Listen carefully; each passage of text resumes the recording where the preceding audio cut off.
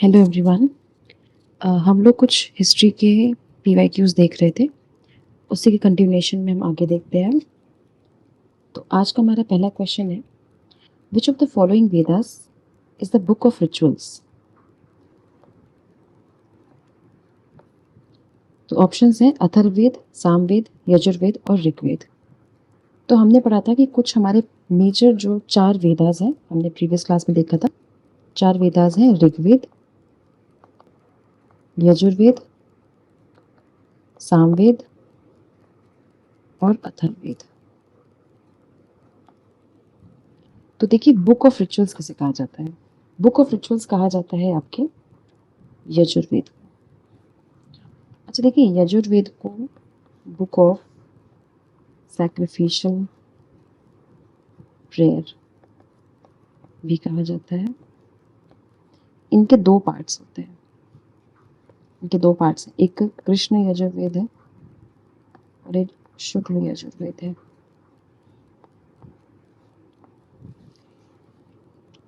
ठीक है, तो अब देखिए इसमें ना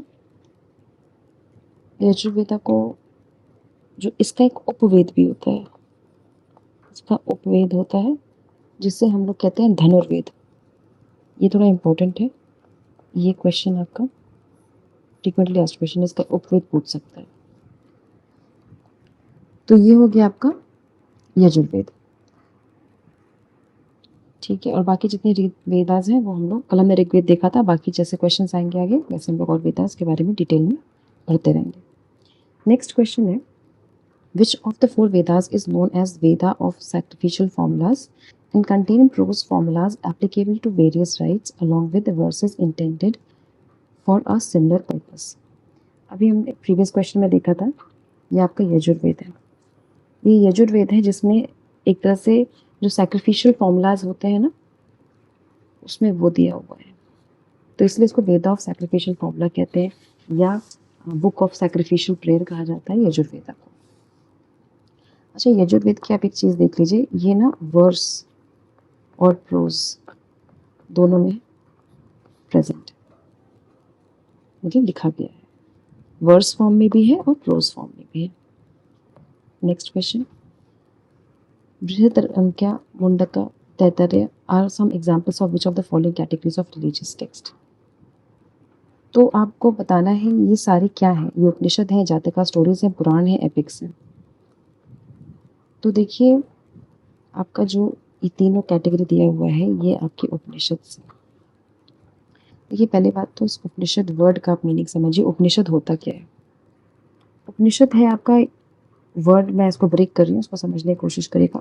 ऊ का मतलब होता है एट, प मतलब पद से लिया गया है, फुट, नी उपनी, नी मतलब नियर, डाउन, नीचे, शद बैठना मतलब सिट, मतलब है कि टीचर के पास बैठ करके इसको सुनना। उपनिषद ये वैसे बनाया गया है, यहाँ से लिया गया है। और इसमें आप देखिए अपने पास बहुत कैटेगरी के उपनिषद हैं। तो ये हो गया आपके उपनिषद के बारे में।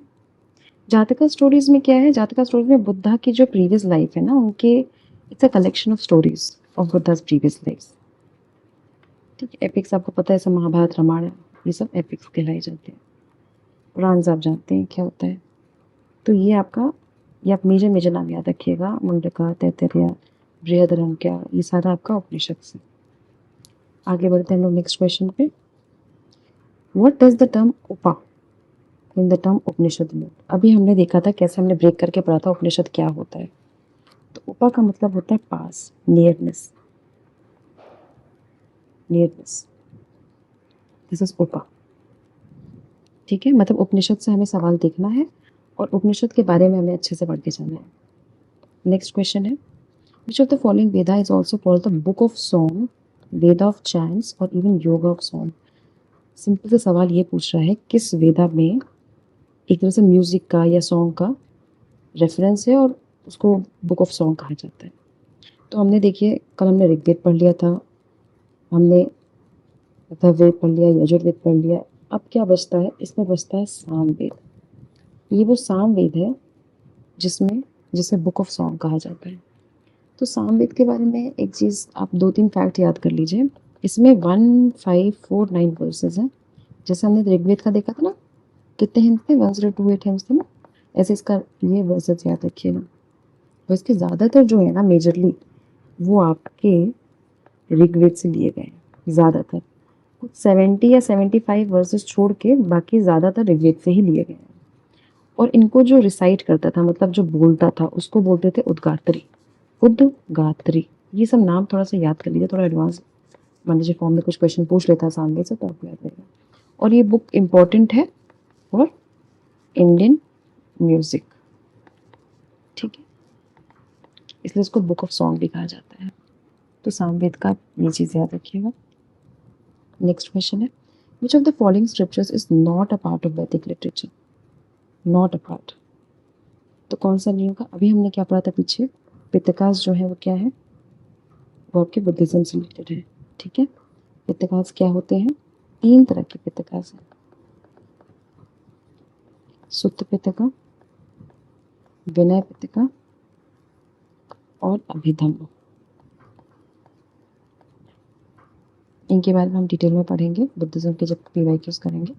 उपनिषद हो गया, अरण्यक हो गया, ब्राह्मणों हो गया, ये सारा आपका वैदिक लिटरेचर है, सब वैदिक लिटरेचर है, सब वैदिक लिटरेचर रिलेटेड है, ठीक है। नेक्स्ट क्वेश्चन पढ़ते हैं।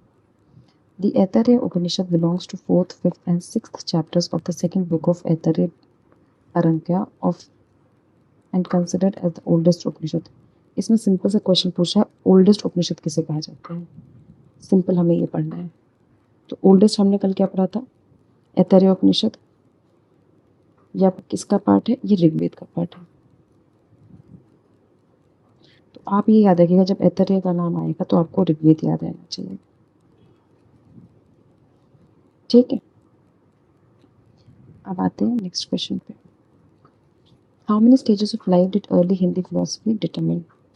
मतलब वो हमारे कितने फेजेस होते हैं, कितने स्टेजेस कहे जाते हैं? तो हम तो उसको 4 स्टेज जानते हैं हम लोग, सब लोग। क्या है वो 4 स्टेज? वो है ब्रह्मचर्य, फिर है गृहस्थ, फिर है वानप्रस्थ, फिर है संन्यास। इन सब का मीनिंग भी आपको पता होगा। ब्रह्मचर्य वही स्टूडेंट वाला जो लाइफ है, जब हम शिक्षा ग्रहण करते हैं। गृहस्थ है हाउस होल्ड वाली, when the person gets married और हाउस होल्ड लाइफ में लग जाता है। वानप्रस्थ है जब वो फॉरेस्ट के लिए निकल जाता है और मेडिटेटिव वर्क, मतलब अपने को सेक्लूड कर लेता है, वो थोड़ा सा हटा लेता है दिन दुनिया से। और संन्यास ये है कि मतलब एक तरह से वो एसेटिक स्टेज होती है ना,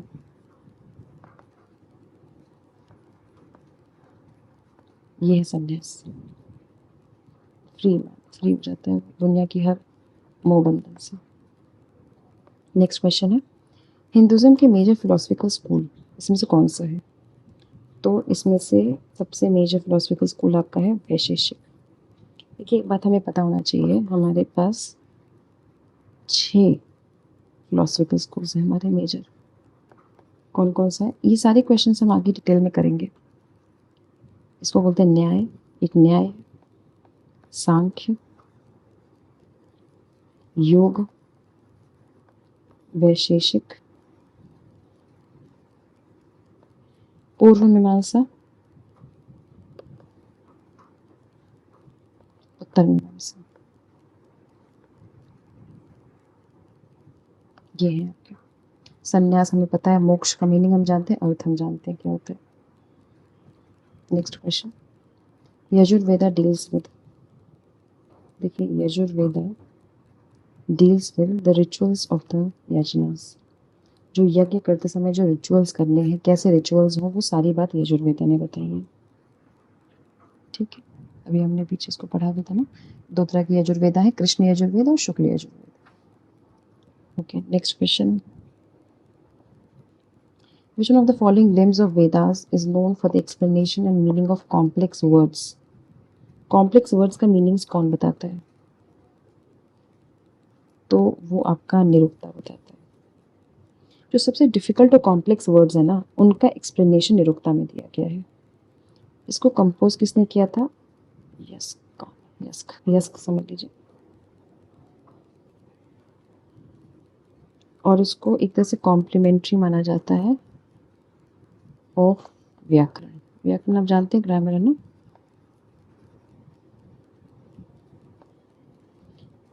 लेकिन जो वर्ड्स व्याकरण भी डिस्क्राइब नहीं कर पाता वो भी डिस्क्रिप्शन आपको निरुक्ता में मिलता है। ठीक है, अब देखिए ये है कहाँ से, निरुक्ता कहाँ से आया। अपना जो वेदा का एक पार्ट है जिसको बोलते हैं वेदांग, ठीक है, ये 6 हैं। 6 कौन कौन से हैं? शिक्षा है, छंद है, छंद छंद, फिर व्याकरण है, निरुक्ता है, निरुक्ता जिसके बारे में हम पढ़ रहे हैं, ज्योतिष है और कल्प है। तो इतने हमें डिटेलिंग में नहीं जाना है, बस हमें इतना पता है ये वेदांग का पार्ट है। ये 6 होते हैं जिसमें एक पार्ट है निरुक्ता। निरुक्ता में क्या है? कॉम्प्लीमेंट्री टू व्याकरण है और इसमें सारे मतलब जितने भी टफ वर्ड्स के डिस्क्रिप्शन है वो दिए गए हैं, कॉम्प्लेक्स वर्ड्स के description. Okay, next, from where have the word Satyameva Jayate which are inscribed below the national emblem of India been taken. अब हमें एक चीज़ ध्यान रखना है, ये जो क्वेश्चन है ये बहुत मोस्ट आस्क्ड क्वेश्चन है। ये सत्यमेव जयते जो हमारे नेशनल एम्ब्लम में लिखा हुआ है ये कहाँ से लिया गया है? तो देखिए पहली बात तो नेशनल मोटो है ये अपने इंडिया का, सत्यमेव जयते। ठीक है,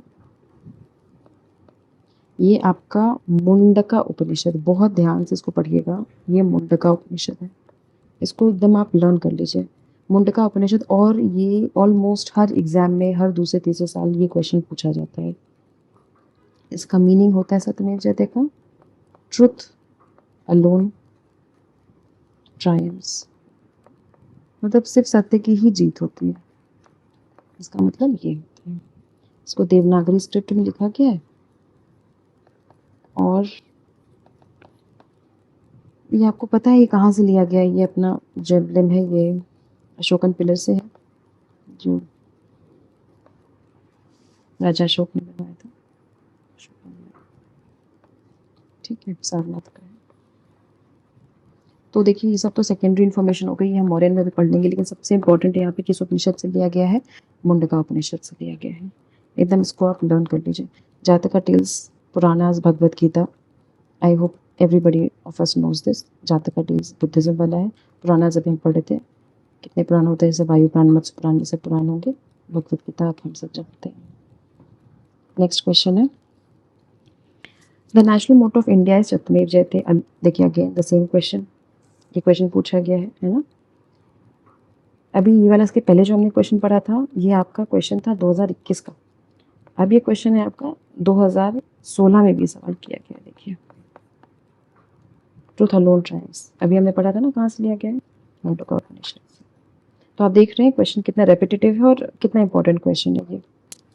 ठीक है, next question, in ancient times a person was weighed against a commodity and the equivalent weight of that commodity was offered as donation. What was this called as? देखिए इसमें क्या कहना चाह रहा है, क्वेश्चन कह रहा है कि एक तरफ इंसान को रख दिया और एक तरफ सामान, जैसे लोग सोना चांदी अनाज जैसे रख देते थे, वो डोनेशन के रूप में देखा जाता था। इस प्रैक्टिस को क्या कहा जाता है? इस सारे पहले आप देखिए इन सबको वर्ड्स, थी मिथी वर्ड से, तुला, देखिए वेट है ना, तौल नाप, इन सबका वर्ड। तो आप थोड़ा वर्ड से पकड़ने की कोशिश करिए। पुली काली, वर्ड्स नहीं समझ आ रहा। तुला भार, ये तुल है ना, तौल से तुला आ जाएगा। जल्दी कटो, ये तो छोड़ दीजिए की प्रैक्टिस है, ये भी हमें पता नहीं, पता नहीं।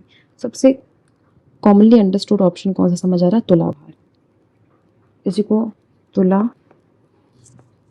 पुरुष भी कहा जाता है और या तुलादान। ये तुलादान शब्द तो आपने जरूर सुना होगा, ये तुलादान है। तो तुला भार हमने तौल शब्द से, आप देखिए इसको तौल शब्द से आप पढ़ेंगे ना तो ये आप पकड़ ले जाएंगे इस शब्द को। नेक्स्ट क्वेश्चन, द वैदिक time period in India lasted from, हमें वैदिक टाइम बताना है कब से कब तक चला। तो देखिए वैदिक का हमारा 1500 से 500 BC। ठीक है, इंडस वैली के जस्ट बाद कुछ शुरू हुआ है तो वो ये है। इसका टाइम पीरियड आप लर्न कर लीजिए, क्योंकि ये देखिए जो टाइम पीरियड वाले क्वेश्चंस हैं इनमें आपको टाइम पीरियड याद करना पड़ेगा, है ना। इसमें एक्सप्लेनेशन पार्ट तो है ही, बट थोड़ा सा लर्निंग पार्ट इसमें डेट वाइज आपको थोड़ा, you should be well prepared है। ठीक है, नेक्स्ट क्वेश्चन, धनुर्वेदा धनुर्वेद, अभी हमने पीछे एक्सप्लेनेशन पढ़ा होगा अगर आपको याद हो। ये किसका उपवेद है? यजुर्वेद का उपवेद है। और ये किससे डील करता है? अब देखिए हम लोग ने ये एक शब्द सुना है धनुर्विद्या, है ना, हम सुनते हैं ना धनुर्विद्या। क्या है धनुर्विद्या? ये आर्ट ऑफ वॉरफेयर है, मतलब जो अस्त्र शस्त्र यूज होते हैं वॉरफेयर में, कैसे लड़ा जाता है उसके बारे में है ये। और ये बेसिकली आर्चरी से, आर्चरी वही समझ लो ना, आर्चरी से जो तीर कमान वाला होता है उससे रिलेटेड है ये। और देखिए इसमें बहुत सारी चीज़ें हैं कि किसने लिखा ये। कोई कहता है भृगु ऋषि थे, उनका है। कोई कहता है विश्वामित्र का है। कोई कहता है भरद्वाज मुनि का है। तो ये इट्स वेरी कंटेस्टेड, तो इसलिए इस पर हम नहीं जाएंगे। बट आप ये समझ के चलिए कि ये पहले इसमें 2 क्वेश्चन देखिए आपको निकल के आते हैं। पहली बात तो धनुर्विद्या है क्या, धनुर्वेदा है क्या, आर्ट ऑफ वॉरफेयर है। और ये किसका उपवेद है? ये यजुर्वेद का उपवेद है। ठीक है, next question, which of the following Vedas the knowledge related to music is taught. अभी हम प्रीवियस क्वेश्चन में हमने पढ़ा है म्यूजिक वाला क्या आएगा? सामवेद आएगा। इसको book of melodies, book of songs ये सब कहा जाता है। ठीक है, अब देखिए, अब गंधर्व वेद के बारे में आपने सुना ही होगा, है ना, गंधर्व वेद। गंधर्व वेद, गंधर्व वेद है। इसे देखिए नाम से थोड़ा, वर्ड्स को थोड़ा ब्रेक करके अगर हम पढ़ना स्टार्ट करेंगे ना तो चीज़ें ना इजीली मेमोराइज होती हैं। जैसे गंधर्व है ना, this is related to voice, this is related to song and this Samaveda. ठीक, ऐसे याद करेंगे तो इजी हो जाएगा थोड़ा सा। ओके, सो नाउ हमारा क्वेश्चन नंबर 68 है, which of the following Vedas describe music. Again the same question on music. तो अब हम लोग बता सकते हैं इसका आंसर होगा सामवेद। इस पर मुझे नहीं लगता एक्सप्लेनेशन की बहुत नीड है। म्यूजिक आएगा तो आप सामवेद थोड़ा सा ध्यान रखेंगे। 69 question, Mundaka Upanishad belongs to. तो Mundaka Upanishad belongs to the Atharvaveda, ये हम पढ़े भी हैं अभी पीछे। और आप देखिए जैसे 108 उपनिषद से ना, 108 उपनिषद में ये आपका 5th नंबर पे लिस्टेड है। अभी हमने पढ़ा था सत्यमेव जयते वाला, तो उस पॉइंट को याद रखिएगा। Question number 70, the Vedas are considered as the earliest literary record of Indo Aryan civilisation. 4 Veda हैं, ऋग्वेद, सामवेद, यजुर्वेद और चौथा तो बहुत ही हल्का सवाल है ये, तो हमें पता है ये क्या है, अथर्ववेद है। ऐसे इजी सवाल नहीं गलत करके आने हैं, है ना। Okay, next question, question number 71, which of the following Vedas tells about magical rituals and captivations. तो मैजिकल रिचुअल्स के बारे में क्या पढ़ा था हमने? अथर्ववेद है ये। अथर्ववेद को ही ना ब्रह्मवेद भी कहा जाता है, ब्रह्मवेदा। अथर्व ऋषि थे, उनके नाम पे है ये, अथर्व ऋषि उनके नाम पे है ये। 20 चैप्टर्स हैं इसमें। खैर ये इतना डिटेल में नहीं आएगा, बट यहाँ ब्रह्मवेद बोला जाता है, अथर्व ऋषि का है ये, याद रखिएगा। इसी में देखिए मैजिकल चार्म्स, घोस्ट और ये भूत प्रेत आत्मा, इन सब की डिस्कशंस हैं। ठीक है, okay. 72, what is the meaning of Yajur in Yajurveda. क्या मतलब होगा यजुर का? तो यजुर्वेदा आपका बना है यजु और वेद से। तो यजु आपका किससे रिलेटेड? यजु से क्या समझ आ रहा है? यजु से मतलब यज्ञ, एक तरह से यजना है ना, तो दैट इज सैक्रिफाइस। वर्ड्स आप तोड़ना सीख जाएंगे तो आपको थोड़ा मीनिंग, जब भी कभी क्वेश्चन बिल्कुल समझ नहीं आ रहा होता तो ब्रेक द वर्ड्स, वैसे समझ आ जाता है फिर। 73 देखिए, विच of the following Vedas treatment of diseases is given. तो किस में दिया है? ये अथर्ववेद में दिया है। अब देखिए यजुर्वेद, ऋग्वेद, सामवेद तो बिल्कुल भी नहीं होगा, तो ये है अथर्ववेद, डिजीजेस के ट्रीटमेंट के बारे में। नेक्स्ट क्वेश्चन है, which of the following Upanishad is the word Vasudev Kutumbakam mentioned. अभी देखिए हमने क्या पढ़ा था, मुंडका उपनिषद के बारे में पढ़ा था, सत्यमेव जयते। अब देखिए मतलब 2 शब्द आपको याद रखने हैं, एक वसुदेव कुटुंबकम कहाँ से लिया गया है और एक सत्यमेव जयते कहाँ से लिया गया है। तो वसुदेव कुटुंबकम कहाँ से लिया गया है? ये आपका लिया गया है महाउपनिषद से। The world is one family, वैसे जो इंडिया अपना प्रोपोगेट करता है, India believes in Vasudhaiva Kutumbakam, that the entire world is one family. तो ये आप याद रखिएगा, आपका दिया गया है महाउपनिषद से, इस बात को याद रखिएगा, ठीक है। देखिए छंदोग्य उपनिषद आपका इंपॉर्टेंट एक होगी, ये सामवेद का पार्ट है, इसको याद रखिएगा। और ये 9th नंबर पे लिस्टेड है, जैसे अभी हमने पीछे पढ़ा था ना, कहाँ पढ़ा था अभी, किस नंबर पे लिस्टेड है वो, 5th नंबर पे था आपका मुंडका उपनिषद। ऐसे ही आपका है छंदोग्य आपके 9th नंबर पे है, ठीक है। इसमें छंदोग्य उपनिषद में ना ज़्यादातर स्पीच रिलेटेड चीज़ें हैं, तो वो है, ठीक है। नेक्स्ट क्वेश्चन पे आते हैं। Dash Upanishads are consider to be the main. तो अभी हम लोग डिस्कस कर देना कि कितने उपनिषद्स हैं, 108 टोटल उपनिषद्स हैं, और 11 जो है ना they are consider authentic, main जो है ऑथेंटिक माने जाते हैं। इसमें जो बृहदरंक्या उपनिषद है ये लार्जेस्ट है, और मुंडको उपनिषद आपका स्मॉलेस्ट है। मैं लिख देती हूँ, जो बृहदरंक्या उपनिषद है ये आपका लार्जेस्ट है। 11 मेन है, इसको याद रखिएगा। टोटल 108 है, 11 ये सबसे प्रोमिनेंट उसमें है। मुंडको है, मुंडको उपनिषद, ये आपका क्या है, स्मॉलेस्ट है। स्मॉलेस्ट क्यों है, मात्र इसमें 12 वर्सेस हैं, बस 12 लाइन्स। और छंदोग्य जो भी हम पीछे पढ़ रहे थे, जिसमें स्पीच रिलेटेड बताया मैंने आपको, छंदोग्य उपनिषद जो है ये आपका ओल्डेस्ट है, ठीक है। तो ये हमने कर लिया 75 क्वेश्चन। देखिए उपनिषद इतना इम्पोर्टेंट है, इसके नंबर पूछा, इसके मेजर जो उपनिषद है वो पूछ रहा है, किस उपनिषद में क्या मेजर है वो पूछ रहा है। तो आपको याद रखना है कि उपनिषद अपने लिए बहुत इंपॉर्टेंट टॉपिक है, इसको हमें करके ही जाना है, अच्छे से पढ़ के जाएंगे।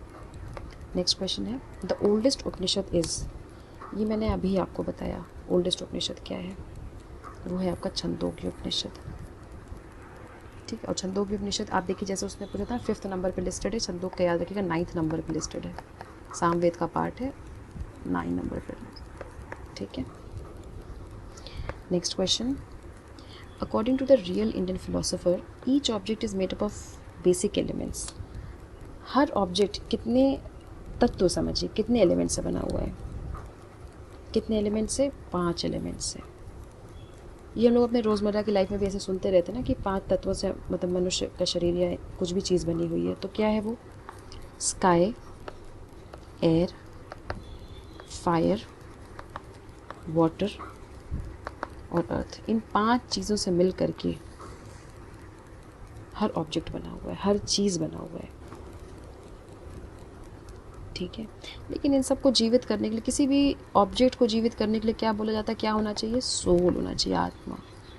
तो ये तो खैर बहुत इंडियन फिलोसफी की बहुत डेप्थ का एक्सप्लेनेशन है, तो बस हमें बेसिक याद रखिए, 5 एलिमेंट का आप नाम याद रखिएगा, स्काई आसमान, हवा, आग, पानी और धरती, अर्थ, ये याद रखना है अपने को, ठीक है। ये 5 एलिमेंट्स हैं। अब आज का लास्ट सवाल हम देखते हैं, कठोपनिषद, देखिए फिर से एक और उपनिषद का आ गया। Kathopanishad records a conversation between Nachiketa and the deity, which of the following god is speaking to Nachiketa. अब देखिए कठोपनिषद में बोल रहे हैं कि एक कॉन्वर्जेशन हुई है, एक नचिकेता है और एक कोई भगवान है, डेटी है, जिनके बीच में कॉन्वर्जेशन हुई है। और वो भगवान कौन से हैं जो नचिकेता से बात कर रहे हैं। तो देखिए आपको यहाँ पे, देखिए मैं आंसर बताने से पहले 2 चीज़ें बता दूँ। पहले तो आपको ये समझ में आ जाना चाहिए कि कठोपनिषद में नचिकेता और एक डेटी है, उनके बीच में कॉन्वर्जेशन है, बहुत इंपॉर्टेंट चीज़ है, इसको याद कर लीजिए। पहला क्वेश्चन तो यही बन गया। दूसरा बोलेगा वो कठोपनिषद में किसका मेंशन है, तो नचिकेता का मेंशन है, ये अपने को याद रखना है। अब आ जाते हैं हम, नचिकेता ने किससे बात की है। नचिकेता ने बात की है यम से। अब देखिए गणेश, शिव, कार्तिकेय जहाँ भी आएंगे ना, ये सारे एक टाइम पीरियड के आपको फील हो जाएंगे, लेकिन यम से बात किया नचिकेता ने। और देखिए ये जो उपनिषद है ये कृष्ण यजुर्वेद ब्रांच का है, ये कृष्ण यजुर्वेद ब्रांच का है। ठीक है, बस तो आज इतने क्वेश्चंस हमें करने थे। बाकी रिमेनिंग क्वेश्चंस हम लोग नया टॉपिक स्टार्ट करेंगे, उसके जितने PYQs हैं उसको हम नेक्स्ट क्लास में डील करेंगे। Okay, thank you everyone.